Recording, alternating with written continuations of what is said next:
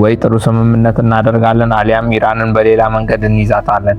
የአሜሪካ የውጭ ጉዳይ ሚኒስትር ማርኮ ሩቢዮ ዛሬ ከኒው ዴሊ ያስተላለፉት የመጨረሻ ማስጠንቀቂያ ነው። የ3 ወራት ዕድሜ ያስቆጠረው ይህ ጦርነት ወደ ማክተሚያው ተቃርቧል ሲባል፣ አሜሪካ ግን የጦርነት አማራጮችን እያጤነች ነው። ነገር ግን በትራምፕ ላይ የገዛ ፓርቲያቸው ሴናተሮች ሳይቀሩ አመጽ አስነስተዋል። የኒኩለር ቁሶች በኢራን ምድር እንዲቀሩ መፍቀድ ምን አይነት እብደት ነው ሲሉ ትራምፕን በጽኑ ነቅፈዋል። ትራምፕ ግን በቁጣ እኔ መጥፎ ስምምነት አላደርግም፣ ገና ድርድሩ እንኳን አላለቀም ሲሉ ምላሽ ሰጥተዋል። ይህ በእንዲህ እንዳለ ከጦርነቱ ዜና ውጪ ዓለምን ያናጉ ታላላቅ አደጋዎች ተከስተዋል። በቻይና ሳንሻኪ ግዛት በደረሰ ፍንዳታ የ82 ማዕድን ቆፋሪዎች ሕይወት በአሰቃቂ ሁኔታ አልፏል። በዩክሬን ደግሞ ሩሲያ በሃይፐርሶኒክ ሚሳኤሎች ከተማዋን አውድማለች። ሰብስክራይብ እያደረጋችሁ እስከ መጨረሻ አብራችሁን ቆዩ። የአሜሪካ ኢራን ጦርነት ዲፕሎማሲ የመጨረሻ ቀይ መስመር ላይ ደርሷል። የውጭ ጉዳይ ሚኒስትር ማርኮ ሩቢዮ ዋሽንግተን ከቴህራን ጋር በድርድር ለመስማማት የምታደርገውን ጥረት አሁንም እንደምትቀጥል ገልጸዋል። ነገር ግን ካልተሳካ አሜሪካ ሌላ አማራጭ መንገድ እንዳዘጋጀች በይፋ ተናግረዋል። ፕሬዝዳንት ትራምፕ በበኩላቸው ተደራዳሪዎች እንዳይቸኩሉ ትዕዛዝ ሰጥተዋል። ይሁን እንጂ ትራምፕ ሊያደርጉ ባለው ስምምነት ዙሪያ በአሜሪካ ፖለቲካ ውስጥ ትልቅ ማዕበል ተነስቷል። በሁለቱም ወገን ሪፐብሊካንና ዲሞክራት ሴናተሮች ትራምፕን የሀገር ክህደት የመሰለ ስምምነት እያደረጉ ነው ሲሉ ከሰውታል።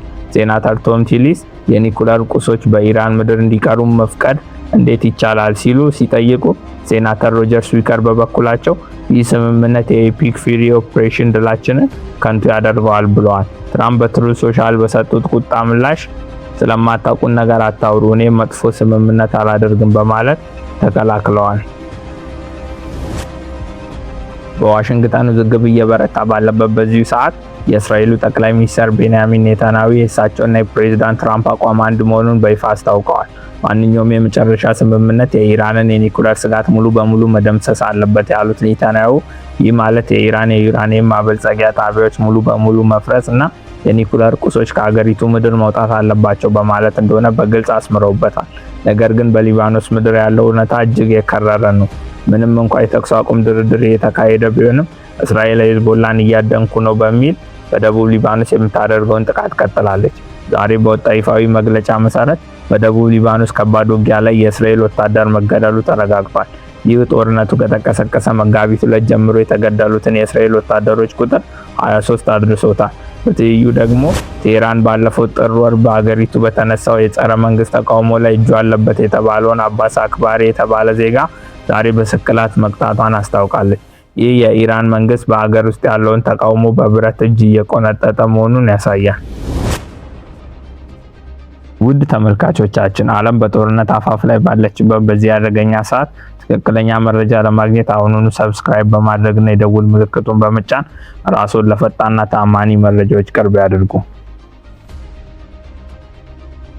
ከኢራን ጦርነት ውጪ መላውን ዓለም ያስደነገጡ 3 ታላላቅ ክስተቶች ዛሬ ተመዝግበዋል።